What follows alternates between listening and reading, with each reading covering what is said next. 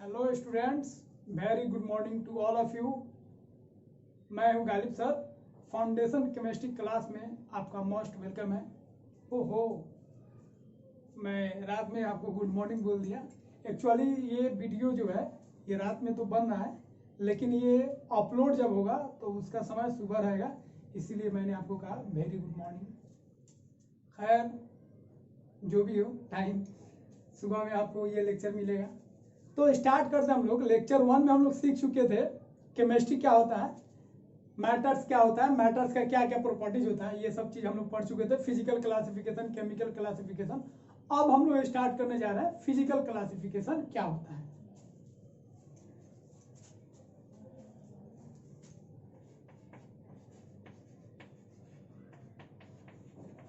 Physical classification of तो physical classification of matter. Matter का जो फिजिकल क्लासिफिकेशन है उसमें मैटर को 3 स्टेट में बांटा गया है, सॉलिड, एक लिक्विड और एक gas.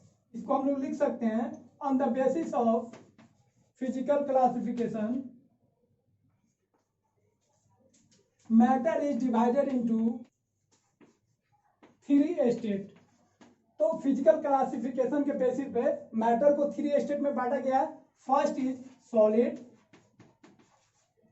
Second is liquid and third is solid and third is gas. तो कोई भी मैटर हो वो 3 स्टेट में एग्जिस्ट कर सकता है, या तो सॉलिड स्टेट में होगा, या तो लिक्विड स्टेट में होगा, या तो गैस स्टेट में होगा। तो किसी भी मैटर को हम लोग जो देखते हैं वो जनरली हम लोग रूम टेम्परेचर पे बात करते हैं। जैसे वाटर का अगर बात करेंगे तो वाटर जो है रूम टेम्परेचर पे किस फॉर्म में पाया जाता है, लिक्विड फॉर्म में। जब टेम्परेचर हाई करेंगे तो वो किस फॉर्म में चेंज हो जाएगा, गैसेस फॉर्म में। जब टेम्परेचर को लो करेंगे, प्रेशर को बढ़ाएंगे, तो उसको जब फ्रीज करेंगे तो आइस के फॉर्म में आ जाएगा। तो वाटर किस फॉर्म में चला गया, सॉलिड फॉर्म में। तो वाटर लिक्विड में भी एग्जिस्ट कर सकता है, वेपर में भी एग्जिस्ट कर सकता है, सॉलिड में भी एग्जिस्ट कर सकता है। ये डिपेंड करेगा किस पे, टेम्परेचर पे और किस पे, प्रेशर पे। तो इस तरह हर एक मैटर का 3 स्टेट होता है, वो डिपेंड करेगा टेम्परेचर पे और किस पे, प्रेशर पे। अब हम लोग देखते हैं सॉलिड किसको बोलते हैं।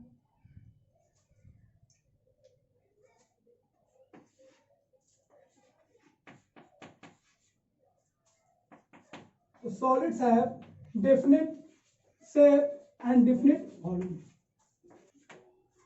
तो सॉलिड का जो शेप होता है वो भी फिक्स होता है, निश्चित होता है, और उसका जो वॉल्यूम होता है वो भी क्या होता है, डेफिनेट होता है। ये सॉलिड है।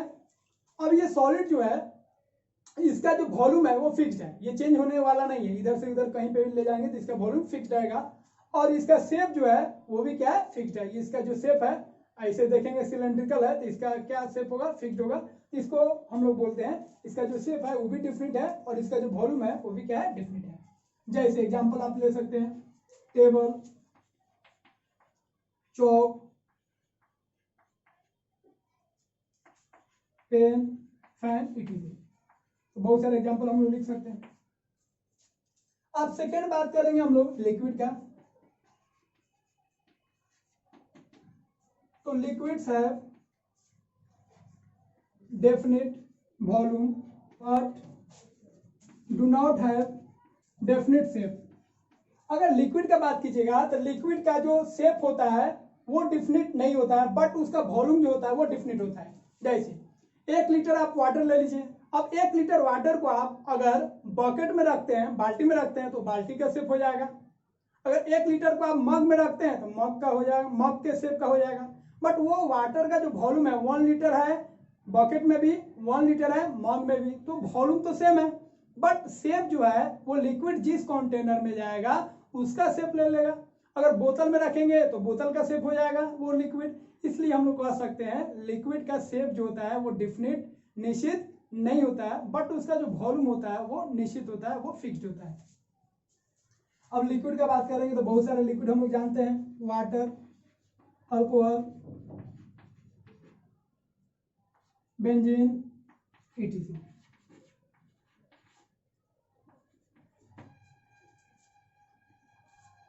अब हम लोग अगर गैस का बात करेंगे, gases have neither definite volume nor definite shape. अगर हम लोग गैस का बात करेंगे तो गैस का ना ही वॉल्यूम डेफिनेट होता है और ना ही उसका शेप डेफिनेट होता है। इसका मतलब हो गया गैस का जो वॉल्यूम है और जो शेप होता है वो फिक्स नहीं होता है। जिस कंटेनर में रखेंगे उसी का शेप हो जाएगा और उसी का वॉल्यूम हो जाएगा। तो गैस में आप लोग बहुत सारा गैस बोल सकते हैं, O2 बोल सकते हैं, N2 बोल सकते हैं, oxygen, nitrogen, helium, argon, etc।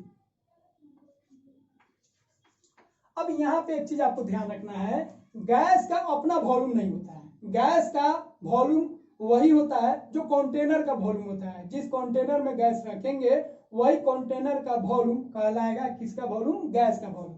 तो इस तरह लिख सकते हैं नोट में, volume of gas equal to volume of container. 1 litre gas को आप एक बोतल में रखते हैं तो उसका वॉल्यूम कितना हो जाए? 1 लीटर। लेकिन उसी गैस को अगर इस रूम में रख देते हैं तो उस गैस का अब जो वॉल्यूम है अब 1 लीटर नहीं रहेगा। जितना इस रूम का वॉल्यूम होगा उतना ही वॉल्यूम किसका होगा? गैस का। इसका मतलब हो गया गैस का अपना वॉल्यूम नहीं होता है। जिस कंटेनर में रखेंगे उस कंटेनर का जो वॉल्यूम होगा वही गैस का वॉल्यूम हो जाएगा। क्योंकि अगर इस बोतल में अगर उसको रखेंगे उस गैस को तो पूरा बोतल को ऑक्यूपाई कर लेगा। उसी गैस को अगर इस रूम में रखेंगे तो इस पूरे रूम को ऑक्यूपाई कर लेगा, पूरा भर जाएगा गैस से। यही फर्क होगा, बोतल में गैस का पार्टिकल्स क्लोज होगा लेकिन इस रूम में गैस का पार्टिकल्स थोड़ा सा दूर हो जाएगा। तो वॉल्यूम आपको समझ में आएगा, इस पॉइंट को आप ध्यान रखेंगे।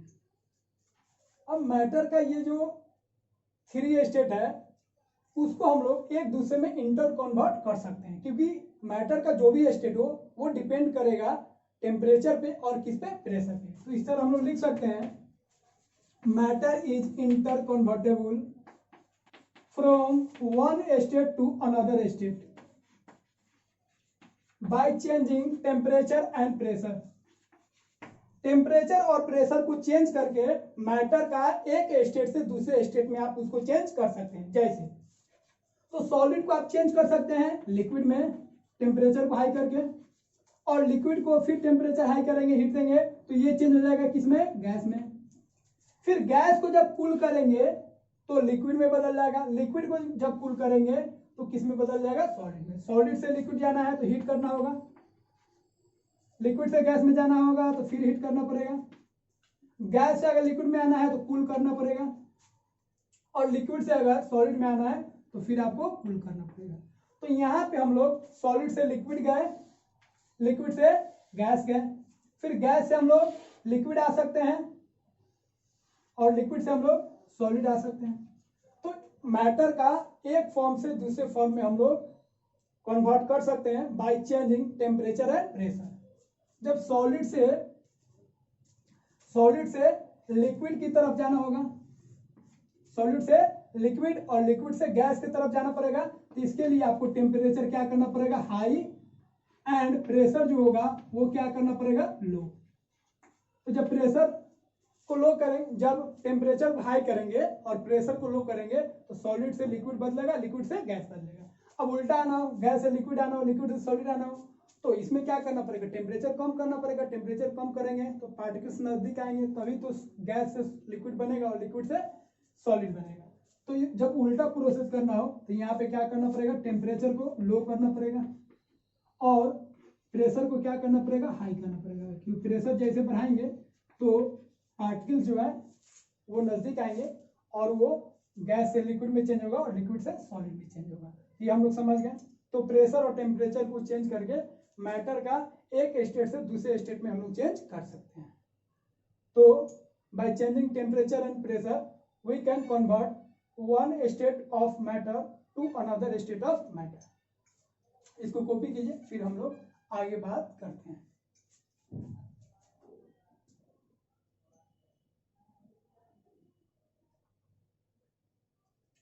अब एक चीज नोट कर लीजिएगा,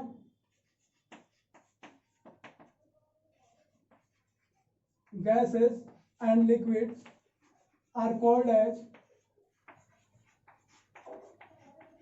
तो गैस और लिक्विड को हम लोग फ्लूइड कहते हैं, बिकॉज ये फ्लो करने की टेंडेंसी रखते हैं, इसीलिए गैस को और लिक्विड को हम लोग क्या बोलते हैं? फ्लूइड बोलते हैं। बट हम लोग सॉलिड को फ्लूइड नहीं बोल सकते हैं क्योंकि सॉलिड जो है वो फ्लो नहीं कर सकता है, इसीलिए सॉलिड को हम लोग फ्लूइड नहीं बोलेंगे।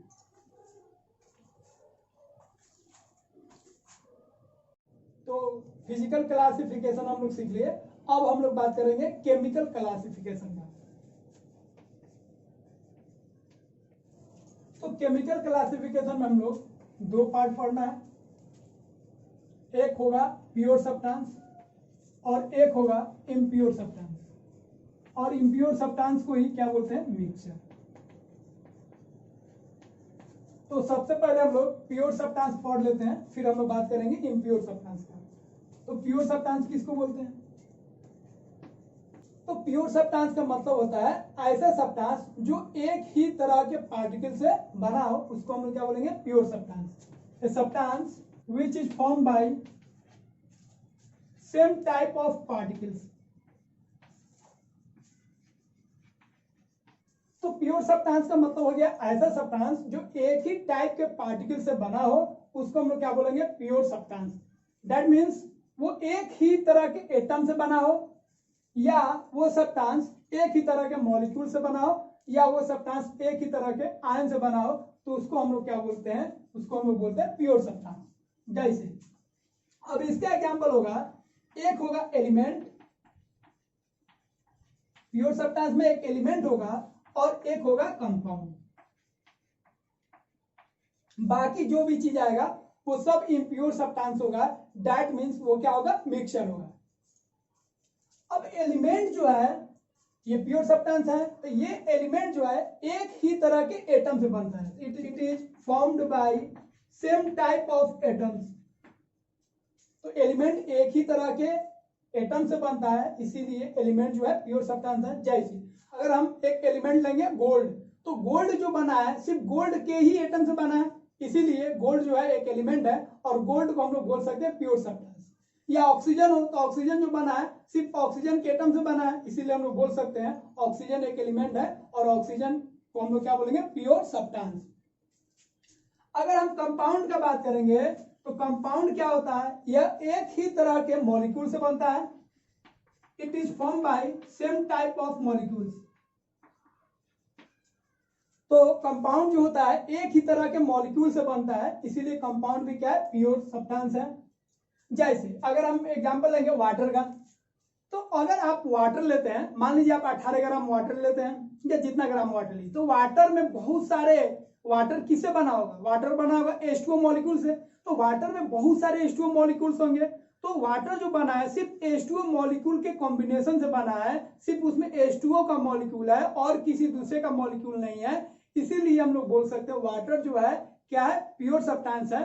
दैट मीन्स कंपाउंड जो होता है वो क्या होता है, प्योर सब्सटेंस। तो प्योर सब्सटेंस में आपका दो आएगा, एक एलिमेंट और एक कंपाउंड। तो प्योर सब्सटेंस क्या होता है हम लोग जान गए। अब प्योर सब्सटेंस में दो चीज होता है, एक एलिमेंट और एक कंपाउंड। तो पहले हम लोग स्टडी करते हैं एलिमेंट के बारे में। एलिमेंट क्या होता है,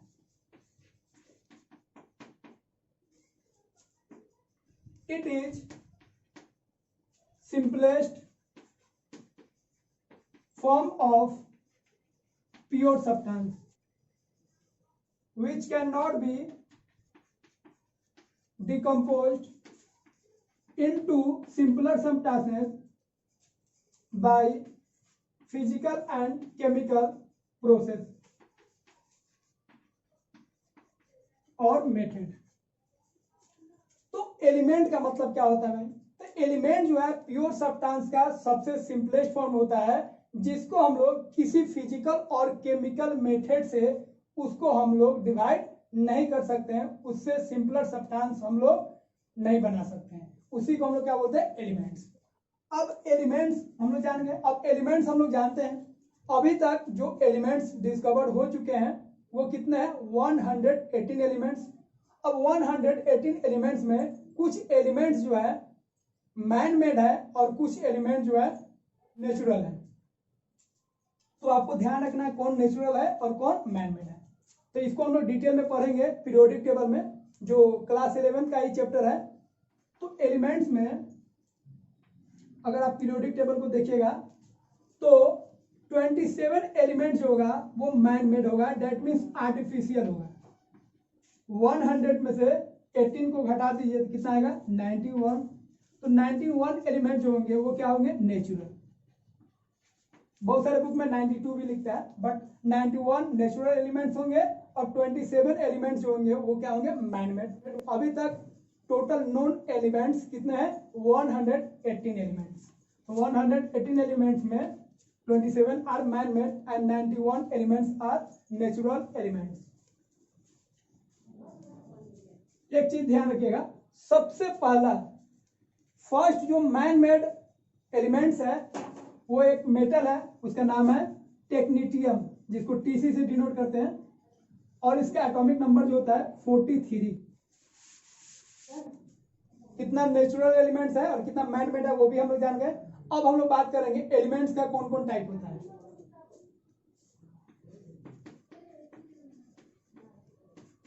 एलिमेंट्स का 3 टाइप होता है। एक होता है मेटल, एक होता है नॉन मेटल और एक होता है metalloid.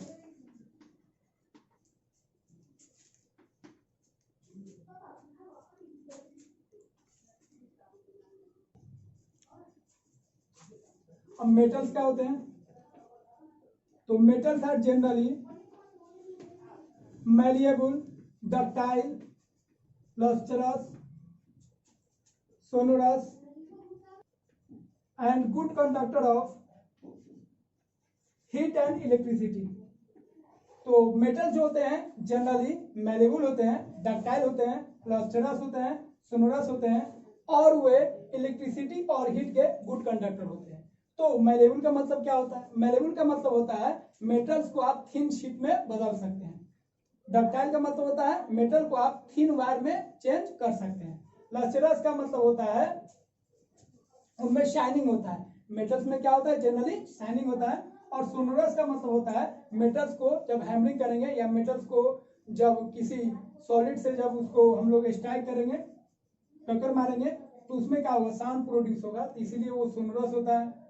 Good conductor of heat and electricity, good conductor of heat and electricity, ये हीट के और इलेक्ट्रिसिटी के क्या होते हैं गुड कंडक्टर होते हैं।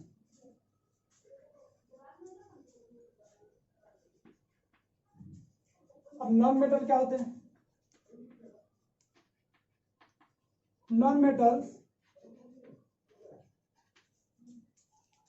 तो नॉन मेटल्स जो होते हैं ब्रिटल होते हैं, जब उनको हैमरिंग करेंगे तो वो ग्लास की तरह छोटे छोटे पीस में ब्रेक कर जाते हैं।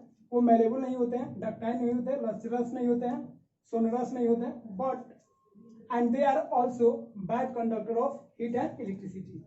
मेटलॉइड्स जो होते हैं, मेटलॉइड्स के पास दोनों का प्रॉपर्टीज होता है, मेटल्स का भी और नॉन मेटल्स का भी। तो इसको लिख सकते हैं metalloids have common properties of both metals and non metals. Metals और नॉन मेटल्स दोनों का प्रॉपर्टी रखता है, जिसको हम लोग क्या बोलते हैं मेटलॉइड्स। तो मेटल क्या है, तो मेटल क्या है, नॉन मेटल क्या है और मेटलॉइड्स क्या है हम लोग जान गए। अब कुछ एग्जांपल देखते हैं मेटलॉइड्स, नॉन मेटल और मेटल का। तो मेटलॉइड्स में टोटल आपको बता देते हैं, ब, सी, जी, ऐसे, सब, टे, पो, एटम, 8 जो होते हैं ये मेटलॉइड्स होते हैं, ये दोनों की प्रॉपर्टीज रखते हैं। अब बी से आप जानते हैं ब्रोन, ब्रोन बहुत सारे बुक में मेटलॉइड्स में नहीं काउंट होता है, लेकिन अब माना गया है ब्रोन जो है मेटलॉइड्स है। Boron, silicon, germanium, arsenic, antimony जिसका ओल्ड नेम है स्टेबियम, टिलूरियम, पोलोनियम और एस्टिटीन। तो ये आपको याद रखना है। अब आपको यूज कौन होगा, सिलिकॉन, जर्मेनियम, आर्सेनिक, एंटीमनी, ये जो है बहुत ज्यादा यूज होंगे।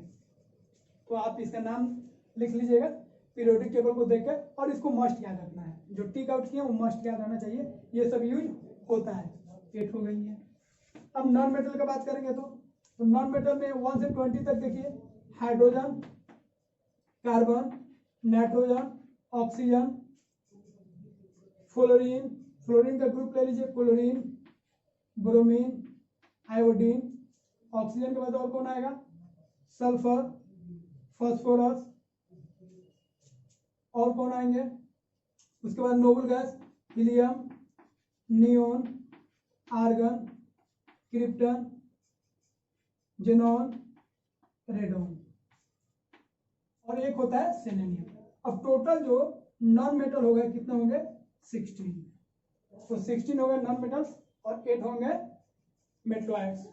अब यहाँ पे एक चीज ध्यान रखना है, तो जो हम इससे घेर रहे हैं वो कौन फॉर्म में होंगे, गैसेस फॉर्म में। हाइड्रोजन, कार्बन जो होता है गैसेस फॉर्म में नहीं होता है, कार्बन का अलग अलग एलोट्रॉप होता है। Nitrogen, oxygen, fluorine, chlorine, helium, neon, argon, krypton, xenon, radon. 11 non metal जो होते हैं वो क्या होता है, गैस होती है। 11 नॉन मेटल जो होते हैं वो क्या होता है, गैस। ये बहुत इंपोर्टेंट चीज है, गैसेस स्टेट होता है उनका। और ये जो बच गए carbon, sulphur, phosphorus, selenium, iodine, ये जो होंगे ये किस फॉर्म में होंगे, सॉलिड फॉर्म। और ये जो ब्रोमीन बच गया इसका जो फॉर्म होगा, इसका जो स्टेट होगा वो क्या होगा, लिक्विड स्टेट। तो क्वेश्चन आप लोग 9 10 में करते हुए हैं, नॉन मेटल्स लिक्विड, तो कौन हो जाएगा, ब्रोमीन। और गैस में 11 गैस हो जाएगा, लिक्विड 1 हो जाएगा, और बाकी सब जो बच गया 1 2 3 4 5 क्या हो जाएगा, solid.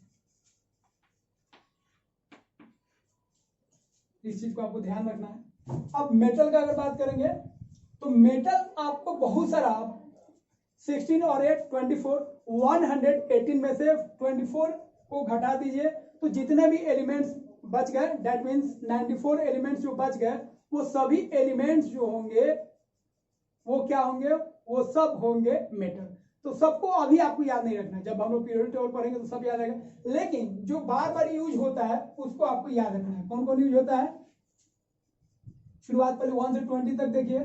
Lithium, beryllium, sodium, magnesium, aluminium, potassium, calcium, scandium भी होता है लेकिन कम यूज होता है, टाइटेनियम भी होता है, chromium, manganese, iron, cobalt, nickel, copper, zinc, उसके बाद lead, silver, gold, tin, tungsten, mercury, platinum, Palladium. अब ये सब जो मेटल है, मेटल तो बहुत सारे आ जाएंगे, 94 एलिमेंट्स आएंगे मेटल में, बट ये सब जो है ये जनरल है, ये हर एक चैप्टर में यूज होता है, तो पूरे केमिस्ट्री में ये सब यूज होता है। बाकी सब जो बच गया वो सब बहुत कम रेयर केस में कहीं कहीं वो सब आएगा, लेकिन ये जो है जनरली आएगा। इस तरह आपको मेटल याद हो जाएगा। आपको क्या याद रखना है, मेटलॉइड्स और नॉन मेटल याद रखिए, बाकी जो बच जाएगा सबको हम लोग क्या बोलेंगे, मेटल। तो इस तरह हम लोग लिख सकते हैं मेटल का जो स्टेट होगा, मेटल सॉलिड होगा और लिक्विड भी हो सकता है लेकिन गैस नहीं होगा। लिक्विड में कौन आएगा, मरकरी। मरकरी एक ऐसा मेटल है जो लिक्विड फॉर्म में पाया जाता है। नॉन मेटल में सॉलिड भी होगा, लिक्विड भी होगा और गैस भी होगा। और मेटलॉइड्स में बात करेंगे तो ये सब क्या होगा, सॉलिड होगा।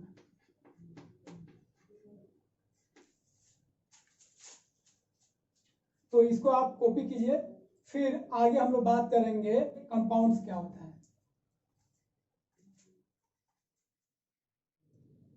तो डियर स्टूडेंट्स, मैं जो पढ़ा रहा हूँ आपको कैसा लग रहा है, क्या आप इंजॉय कर रहे हैं पूरा, क्या मैं जो पढ़ा रहा हूँ आपको समझ में आ रहा है? अगर मेरा लेक्चर आपको अच्छा लग रहा है तो इस चैनल को आप सब्सक्राइब कीजिए, लाइक कीजिए, कमेंट कीजिए, और जितना भी आपका फ्रेंड सर्कल है वहाँ आप शेयर कीजिए, और आप मुझे इनकरेज कीजिए ताकि मैं इस तरीके से एक बहुत ही बेस्ट कॉन्सेप्चुअल लेक्चर केमिस्ट्री का आपके लिए रोज अपलोड करूं।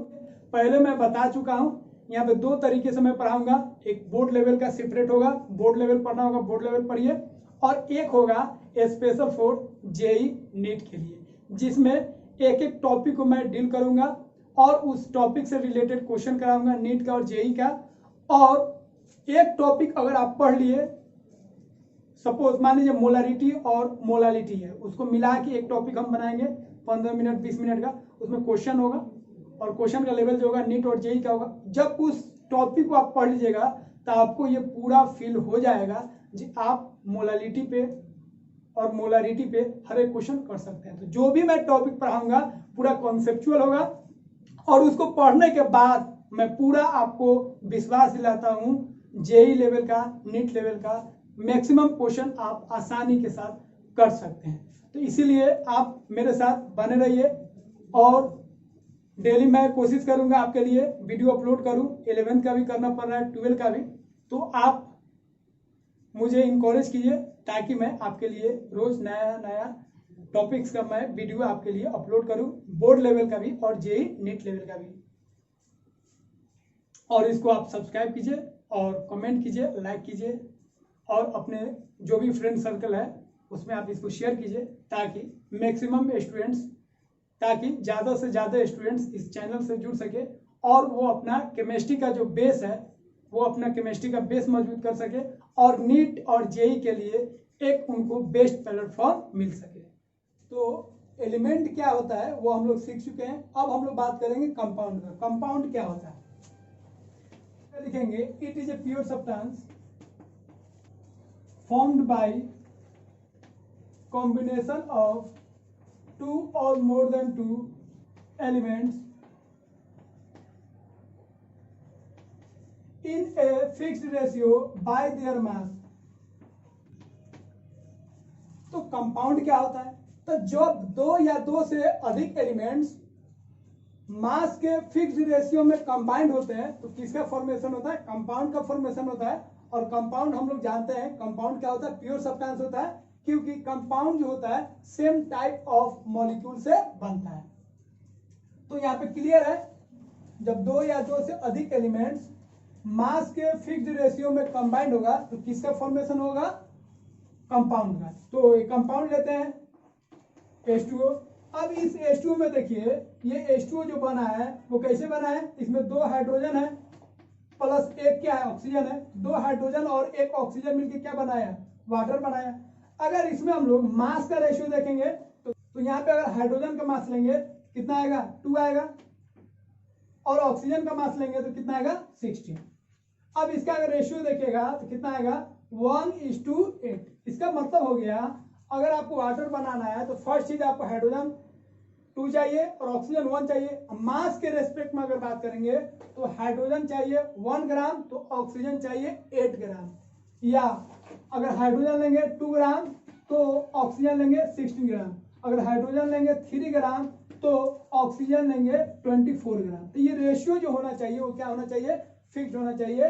तो कोई भी कंपाउंड बनेगा तो एलिमेंट जो कंबाइंड होगा उसका मास का जो रेशियो होगा वो क्या होगा? फिक्स्ड होगा। एक और एग्जांपल हम लोग देख लेते हैं।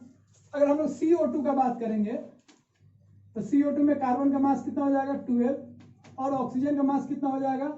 32। दो ऑक्सीजन है, इसका रेशियो लेंगे कितना आ गया? 3:8। इसका मतलब हो गया कार्बन अगर 3 ग्राम लेंगे तो ऑक्सीजन हमको कितना लेना पड़ेगा? 8 ग्राम, तब ये कार्बन डाइऑक्साइड का फॉर्मेशन होगा। और एक चीज और लिख सकते हैं, कार्बन डाइऑक्साइड में 1 कार्बन और प्लस 2 ऑक्सीजन मिलकर किसका फॉर्मेशन करेगा? Carbon dioxide. तो हम लोग समझ गए किसी भी कंपाउंड में एलिमेंट्स का जो मास होता है उसका जो रेशियो होता है वो क्या होता है? फिक्स्ड होता है। अब एक चीज ध्यान रखेंगे, compound is a pure substance because it is made up of same type of molecule। तो हम लोग पहले पढ़ चुके हैं एक ही तरह का पार्टिकल से जो सब्सटेंस बनता है उसको क्या बोलते हैं? प्योर। और प्योर में एक एलिमेंट आएगा और एक कंपाउंड आएगा। एलिमेंट एक ही टाइप का एटम से बनता है इसीलिए एलिमेंट भी प्योर हो गया, और कंपाउंड जो है एक ही तरह के मॉलिक्यूल से बनता है इसीलिए कंपाउंड भी क्या हो गया? प्योर फॉर्म हो गया सब्सटेंस का। तो वाटर की अगर बात करेंगे, वाटर मान लीजिए आप ले लेते हैं 18 ग्राम, तो अगर आप 18 ग्राम वाटर लेते हैं तो इसमें वाटर का जो पार्टिकल्स है H2O जो होगा, H2O कितना होगा 1 मोल। 1 मोल पूरा चैप्टर है मोले में है, तो मोल का हम लोग बात करेंगे, अभी डरने की जरूरत नहीं है। तो 1 मोल एक नंबर होता है जिसका वैल्यू होता है 6.02 इंटू 10 का पावर 23। तो अगर आप 18 ग्राम वाटर लेते हैं तो H2 वाटर किससे बना है, बहुत सारे H2O से बना है, H2O मिलकर क्या बनाया है, वाटर बनाया है। इसका मतलब हो गया 18 ग्राम अगर आप वाटर लेते हैं तो उसमें जो H2O होगा वो कितना होगा 6.02 इंटू 10 का पावर 23, उतना H2O होगा। तो ये वाटर जो बना है सिर्फ H2O से बना है, सिर्फ H2O मॉलिक्यूल से बना है। So water is a compound, so compound is a pure substance because it is form by same type of molecule. एक और नोट हम लोग ध्यान रखेंगे, तो एक कंपाउंड को उसके कॉन्स्टिट्यूएंट एलिमेंट्स में हम लोग डिकम्पोज कर सकते हैं by using suitable chemical method. तो अगर कोई कंपाउंड है तो उसमें अगर हम लोग एक सुटेबल केमिकल मेथड अप्लाई करेंगे तो वो कॉन्स्टिट्यूएंट एलिमेंट्स में टूट जाएगा, डिकम्पोज हो जाएगा। जैसे वाटर को अगर इसका हम लोग इलेक्ट्रोलाइसिस कराएंगे, इलेक्ट्रिसिटी पास करा के किया जाता है, तो ये H2O जो है ब्रेक कर जाएगा H2 में और प्लस किसमें O2 में। तो ये केमिकल मेथड हो गया। तो केमिकल मेथड को यूज करके हम लोग एक कंपाउंड्स को उसके कॉन्स्टिट्यूएंट एलिमेंट्स में हम लोग डिकम्पोज कर सकते हैं by using suitable chemical method. तो कंपाउंड्स क्या होता है जान गए। अब हम लोग बात करेंगे टाइप्स ऑफ कंपाउंड। तो कंपाउंड जो होता है दो टाइप का होता है, एक होता है ऑर्गेनिक कंपाउंड्स और एक होता है इनऑर्गेनिक कंपाउंड। अब देखिए ऑर्गेनिक कंपाउंड जो होता है इसका ओल्ड डिफिनेशन हम बता रहे हैं, ऑर्गेनिक जब केमिस्ट्री पढ़ेंगे तो पूरा इसका डिफिनेशन हम लोग जानेंगे। तो ऑर्गेनिक कंपाउंड जो होते हैं ये किससे ड्राइव होते हैं, लिविंग सोर्स से, लिविंग से, ह्यूमन बीइंग से, एनिमल से, प्लांट से, तो ये लिविंग से ड्राइव होते हैं। और इनऑर्गेनिक कंपाउंड जो होते हैं वो जनरली किससे ड्राइव होते हैं, वो ड्राइव होते हैं नॉन लिविंग से। It is drive from living source like plants and animals. तो ऑर्गेनिक कंपाउंड्स का मतलब हो गया जो लिविंग सोर्स से ऑब्टेन हो उसको हम लोग क्या बोलेंगे, organic compounds. Like acetic acid, methane, carbohydrate, protein. तो बॉडी में जितना भी मॉलिक्यूल देखिएगा सब क्या होगा आपका, सब ऑर्गेनिक होगा, या प्लांट्स में जो भी आएगा सब क्या होगा, ऑर्गेनिक होगा। अब अगर हम लोग इनऑर्गेनिक कंपाउंड का बात करेंगे तो इसमें लिख सकते हैं it is derived from non living source like rocks and mineral obtain होते हैं, जैसे कि बाकी जो भी कंपाउंड आप जानते हैं HCl, CO2, NO2, जितने भी कंपाउंड्स आ जाएंगे ऑर्गेनिक को छोड़ के, NaNO3, NaCl, ये सब जो कंपाउंड्स है ये क्या है, इनऑर्गेनिक कंपाउंड्स। ये जनरली किससे आते हैं, रॉक से आएंगे और किससे आएंगे, मिनरल से आएंगे। अब हम लोग ऑर्गेनिक कंपाउंड्स क्या है और इनऑर्गेनिक कंपाउंड्स क्या है ये हम लोग समझ गए। अब हम लोग बात करेंगे इनऑर्गेनिक कंपाउंड्स का टाइप।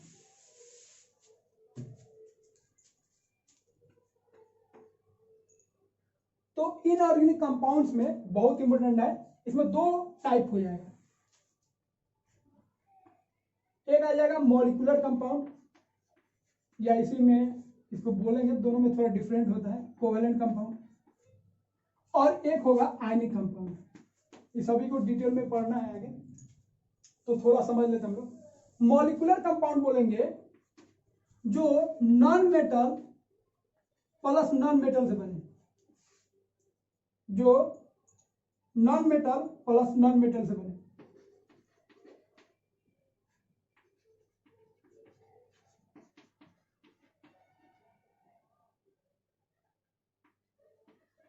तो नॉन मेटल से बनेगा उसको हम लोग क्या बोलेंगे, molecular compound. Like H2O, CO2, NH3, CO2, CO। इसमें देखिए non metal non metal non metal non metal non metal non metal, तो नॉन मेटल के कॉम्बिनेशन से बनेगा तो उसको हम लोग क्या बोलेंगे मॉलिक्यूलर कंपाउंड। फर्स्ट में अगर देख लीजिएगा नॉन मेटल तो उसको हम लोग क्या बोलेंगे मॉलिक्यूलर कंपाउंड। और ऐसे भी कंपाउंड्स होते हैं जो आयनिक कंपाउंड होते हैं, एक मेटल से बनेगा और एक नॉन मेटल से, ये बनेगा metal plus non metal, like NaCl,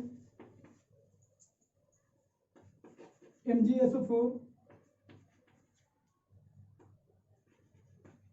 MgO, Na2O, ये सब हम लोग क्या बोलेंगे आयनिक कंपाउंड। तो इस तरीके से हम लोग मॉलिक्यूलर कंपाउंड्स बोलेंगे जो नॉन मेटल से बने, और आयनिक कंपाउंड्स बोलेंगे जो मेटल और नॉन मेटल से बने। और ऑर्गेनिक में आप जानते हैं हाइड्रोकार्बन होता है, और हाइड्रोकार्बन का जो डेरिवेटिव्स होता है उसी को हम लोग क्या बोलते हैं ऑर्गेनिक कंपाउंड्स। तो इस तरह हम लोग जान गए कंपाउंड्स क्या होता है और कंपाउंड्स का कौन कौन टाइप होता है। ये सब बेसिक है, डिटेल में हम लोग जब चैप्टर आएगा तो पढ़ेंगे, लेकिन इस चीज़ का ध्यान रखेंगे, ये बहुत ज़्यादा यूज होगा।